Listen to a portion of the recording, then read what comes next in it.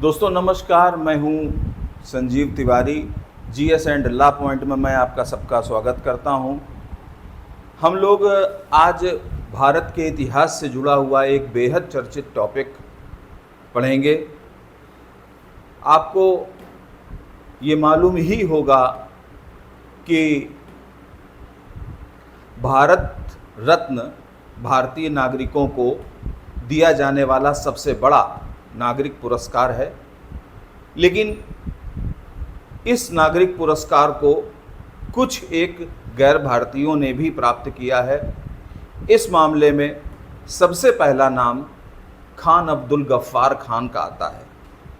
खान अब्दुल गफ्फार खान हमारे शत्रु देश पाकिस्तान के निवासी हैं, और बल्कि ये कहें कि निवासी नहीं हैं, वर्तमान में वो जीवित नहीं हैं, उनका स्वर्गवास हो चुका है। 1988 में वो नहीं रहे।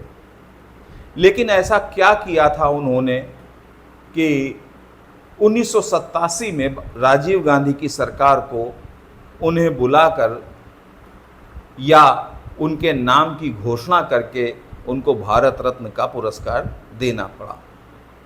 निश्चित रूप से उन्होंने बहुत कुछ किया होगा भारतीय इतिहास में योगदान अपना। देखिए, उनके योगदान को हम लाल कुर्ती आंदोलन के नाम से जानते हैं। उनके योगदान को लाल कुर्ती आंदोलन, जैसा कि नाम से मालूम पड़ रहा है कि लाल कुर्ती, तो कुर्ती ना कहें कुर्ता कहें। इस आंदोलन के अनुयायी या जितने भी इस आंदोलन के लोग थे वो सब लाल कुर्ते पहनते थे। लाल कुर्ते क्यों पहनते थे? क्योंकि समाज सेवा के दौरान उन्हें क्षेत्र के अलग अलग गांवों में जाना पड़ता था, जिससे उनके वस्त्र गंदे हो जाया करते थे। लाल कुर्ते पहन लेते थे तो वो कम गंदे होते थे, अधिक दिनों तक चलते थे। और उसके जितने भी अनुयायी हुए, यानी कि लाल कुर्ती से जुड़े हुए जितने भी लोग हुए, उन सबको हम सम्मिलित रूप से लाल कुर्ता पहनने वाले लाल कुर्ती आंदोलन के नायक कहते हैं। ऐसा क्या हुआ था? उन्होंने ऐसा क्या किया कि लाल कुर्ते पहन के आंदोलन किया? किस चीज़ का आंदोलन किया? दरअसल बात बहुत पुरानी है। 1890 में 1890 में वर्तमान पाकिस्तान के पश्चिमोत्तर प्रांत, जो कि पाकिस्तान और अफ़गानिस्तान से लगा हुआ एक इलाका है, जिसकी राजधानी पेशावर है वर्तमान में, तो 1890 में एक बालक का जन्म होता है बैरम खान के यहाँ या बहराम खान के यहाँ। अर्थात खान अब्दुल गफ्फार खान के पिता का नाम बहराम खान था, और उनके यहाँ एक बच्चे का जन्म होता है। वो प्यार में गफूर गफूर कहते हैं। बाद में यही बच्चा आगे चल कर के गफ्फार खान बनता है। और ये पठान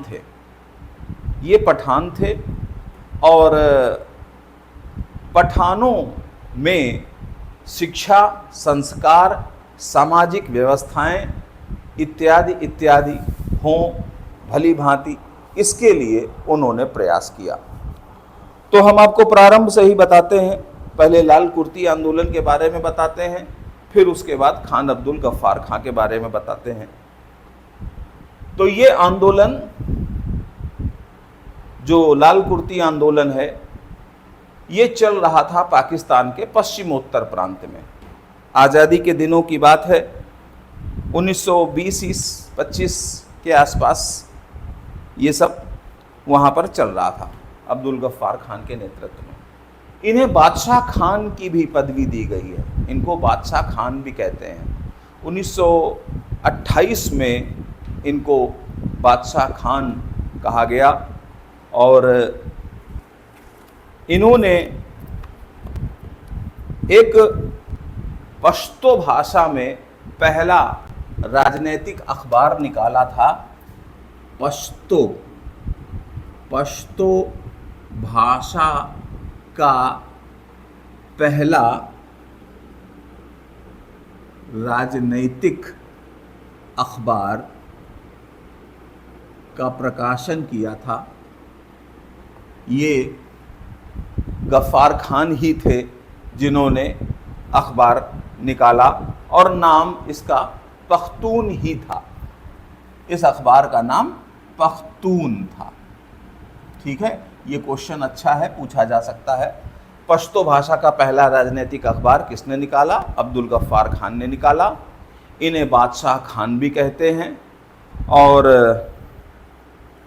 आज़ादी के आंदोलन में अपना अमूल्य योगदान देने के कारण इनको हम पाकिस्तान का गांधी भी कहते हैं या दूसरा गांधी भी कहते हैं।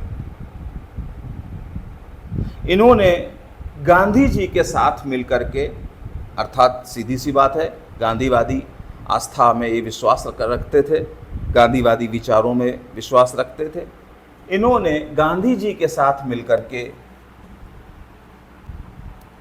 सविनय अवज्ञा आंदोलन की लड़ाई लड़ी। जब भारत में सविनय अवज्ञा आंदोलन चल रहा था, उस समय इन्होंने नमक सत्याग्रह से प्रेरणा लेते हुए गांधी जी का साथ दिया और गांधी जी के साथ सुर में सुर मिलाते हुए पाकिस्तान के पश्चिमोत्तर प्रांत में रैली निकाली, जिसका अंग्रेज़ों ने बहुत विरोध किया। और इसी विरोध में तत्कालीन अंग्रेज सरकार ने पख्तूनों को घेर लिया। सेना की कुमाऊं रेजिमेंट उस समय थी, Kumaon regiment, sorry Garhwal regiment, Garhwal rifles, Garhwal और कुमायूं एक जैसे शब्द लगते हैं, इसलिए गढ़वाल रेजिमेंट के एक सिपाही चंद्र सिंह गढ़वाली, गढ़वाल रेजिमेंट के सिपाही थे चंद्र सिंह गढ़वाली। इन्होंने निहत्थी या निहत्थे पख्तून मुस्लिम भाइयों पर गोली चलाने से मना कर दिया। इनको तोप के मुंह से बांधकर उड़ा दिया गया, लेकिन इन्होंने गोली नहीं चलाई। तो ये गढ़वाल रेजिमेंट के सिपाही थे। लाल कुर्ती आंदोलन सफल हुआ। दरअसल हम लोग लाल कुर्ती आंदोलन की चर्चा कर रहे हैं, तो लाल कुर्ती आंदोलन क्या था, इसके विषय में हमें आपको बताना है। तो जैसे हमने आपको बताया कि बादशाह खान के नाम से ये मशहूर थे और ये अपने पठान बंधुओं के साथ शिक्षा और समाज सुधार में लगे थे। इन्होंने इस आंदोलन की प्रेरणा देवबंद, हमारे यहाँ सहारनपुर में देवबंद है, दारुल उलूम देवबंद, और खिलाफत आंदोलन से प्रेरणा ली थी। देवबंद और खिलाफत आंदोलन से इन्होंने प्रेरणा ली थी और प्रेरणा लेकर के अपने क्षेत्र में यानी पाकिस्तान के पश्चिमोत्तर प्रांत में लाल कुर्ती आंदोलन चलाया, जिसमें जैसा कि हमने आपको बताया है मुसलमानों में समाज सुधार, शिक्षा और संस्कार इत्यादि इत्यादि डालने के लिए उन्होंने काम किया। 1928 में और उसके एक वर्ष पहले इन्होंने खुदाई खिदमतगार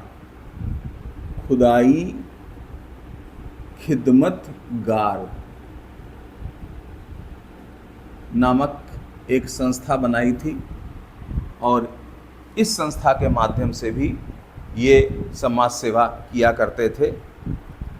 गांधी जी के आदर्शों के कारण, गांधी जी के रास्ते पर चलने के कारण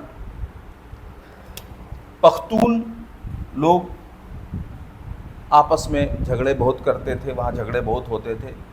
तो चूँकि गांधी जी की अहिंसा पर विश्वास था, इसलिए बहुत जल्द ही इनके अनुयायियों की संख्या 500 से बढ़कर 50,000 हो गई। बहुत जल्द 500 से संख्या बढ़कर के 50,000 हो गई। एक बार की बात है कि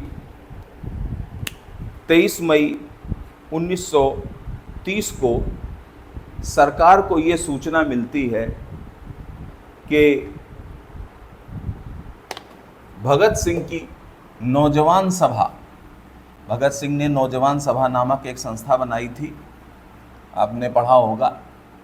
तो भगत सिंह की नौजवान सभा की एक शाखा पेशावर में कुछ राजनीतिक आंदोलन की फिराक में है, जिस सरकार को जानकारी मिलती है।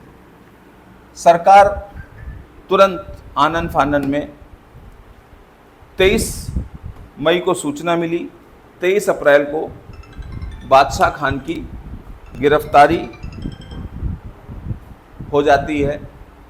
23 मई को बादशाह खान गिरफ्तार कर लिए जाते हैं और उनके गिरफ्तारी के विरोध में पूरा पेशावर उमड़ पड़ता है। खास करके किस्सा कहानी बाज़ार नाम का एक मार्केट है पेशावर में, वहाँ पर बहुसंख्यक लोग पुलिस की बख्तरबंद गाड़ियों के आगे अपना सीना तान देते हैं और मांग करते हैं कि हमारे बादशाह खान को रिहा कर दिया जाए। लेकिन ब्रिटिश सरकार जुल्म पर जुल्म करती जाती है और इन्हें छोड़ती नहीं। आपने भारत और पाकिस्तान का जो मैप देखा होगा, इस तरह से यहाँ पर ये लगा हुआ, ये उत्तर पश्चिमी सीमांत प्रांत है और इसी से लगा हुआ यानी अफ़गानिस्तान से लगा हुआ इलाका है कबायलियों का। इस तरह से यहाँ पर लगा हुआ इलाका है, इस स्टेट से, पाकिस्तान के इस स्टेट से लगा हुआ ये क्षेत्र कबायलियों का है। यहाँ पर कबायली रहते हैं, वो अपनी स्थानीय संस्कृति को प्रेरित करते हैं, उसे ही आगे बढ़ाते हैं, उनका दीन दुनिया से ज़्यादा कुछ लेना देना नहीं है। तो कबायली अक्सर, अब ये चूँकि अंग्रेज़ों के अधीन था ये इलाका, तो यहाँ पर हमले करते रहते हैं, अंग्रेज़ उनसे बहुत परेशान होते हैं। लेकिन अब की बार जब ये हमला करते हैं तो डिमांड क्या करते हैं ब्रिटिश सरकार से? गफ्फार खान को यानी बादशाह खान को रिहा कर दो और मलंग बाबा कौन? गांधी जी, गांधी जी को मलंग बाबा कहा गया, तो मलंग बाबा को और बादशाह खान को रिहा कर दो। अब ये कौन कह रहा है? ये शत्रु कह रहे हैं, यानी पख्तूनों के सबसे बड़े नेता को रिहा करने की बात कौन कह रहे हैं? कबायली कह रहे हैं ब्रिटिश सरकार से। तो ब्रिटिश सरकार रिहा नहीं करती है, बल्कि आंदोलन को कुचलने का पूरा प्रोग्राम बना लेती है। और यहाँ पर ब्रिटिश ऑफिशियल सोर्सेज ये बताते हैं कि इस दौरान जो संघर्ष होता है उसमें 25-30 लोग मारे जाते हैं, जबकि गैर सरकारी आंकड़ों के अनुसार 250 से 300 लोगों को इस घटनाक्रम में अपना जीवन न्यौछावर करना पड़ जाता है। इस बात से भी गांधी जी की नज़रों में बादशाह खान बहुत आ गए थे और शायद इसी बात को ध्यान में रखते हुए और अन्य चीज़ों को ध्यान में रखते हुए उस समय पाकिस्तान के अंदर सबसे बड़े नेता खान अब्दुल गफ्फार ही खां थे। क्योंकि अगर देखा जाए पूरे भारत के इतिहास में मुसलमानों के सबसे बड़े नेता के रूप में जो नाम सामने आता है वो मोहम्मद अली जिन्ना का आता है, लेकिन मोहम्मद अली जिन्ना से भी बड़ा नाम गफ्फार खान का था। अगर मेरी राय है और मुझे ये लगता है कि गांधी जी ने ऐसा क्यों ध्यान नहीं दिया या अन्य किसी नेता ने क्यों नहीं ध्यान दिया, मुझे समझ नहीं आता इस बात का कि अगर अलग पाकिस्तान बनाना ही था, हालांकि गफ्फार खान ने कभी नहीं कहा कि हमको अलग देश चाहिए। गफ्फार खान ने हमेशा ये कहा कि हमको भारत के साथ रहना है, भारत की आज़ादी के साथ रहना है, देश की आज़ादी के साथ रहना है। भारत और पाकिस्तान तो वो अलग अलग देश मानते ही नहीं थे। ये तो सब जिन्ना के दिमाग की उपज थी। हालांकि जिन्ना के भी दिमाग की उपज नहीं थी, दिमाग की उपज थी इकबाल की, लेकिन जिन्ना ने इसको आगे बढ़ाया। तो बहरहाल मेरा ये छोटा सा कहना है कि जब भारत और पाकिस्तान के बीच विभाजन हो गया तो गफ्फार खान को निगलेक्ट कर दिया गया, उनको किसी कमेटी में नहीं रखा गया। ये भारत की इतिहास का भी एक दुखद पहलू है और पाकिस्तान के इतिहास का भी दुखद पहलू है। ये सोचना चाहिए हम लोगों को, सभी को, कि ऐसा क्यों हुआ। तो लाल कुर्ती आंदोलन बस इतना ही है और कुछ खास नहीं है।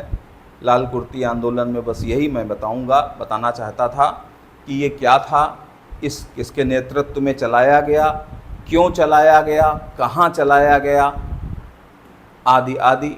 और हमने ये आपको बता ही दिया कि 1987 में अब्दुल गफ्फार खान साहब को भारत रत्न, भारत का सबसे बड़ा नागरिक पुरस्कार दिया गया। ये पहले गैर भारतीय हैं जिन्हें ये नागरिक पुरस्कार दिया गया। मेरा तो ये कहना है, किताबें यही लिखती हैं, लेकिन मेरा ये कहना है कि पहले गैर भारतीय नागरिक क्यों, इन्होंने तो कभी भी इस विभाजन को स्वीकार ही नहीं किया। इनका ये तो कहते थे कि मेरा जन्म भारत में हुआ है, पाकिस्तान में नहीं हुआ। ये तो पाकिस्तान को एक राष्ट्र ही नहीं मानते थे। खैर, अब ये हम आप लोगों के ऊपर छोड़ते हैं, लेकिन लाल कुर्ती आंदोलन से जुड़ा हुआ और खान अब्दुल गफ्फार खान या बादशाह खान से जुड़ा हुआ जो मुद्दा था वो हमने आपको बताने का प्रयास किया। आप बताइएगा कमेंट्स करके कि आपको कैसा लगा। हमें आपके कमेंट्स का इंतज़ार रहेगा। धन्यवाद।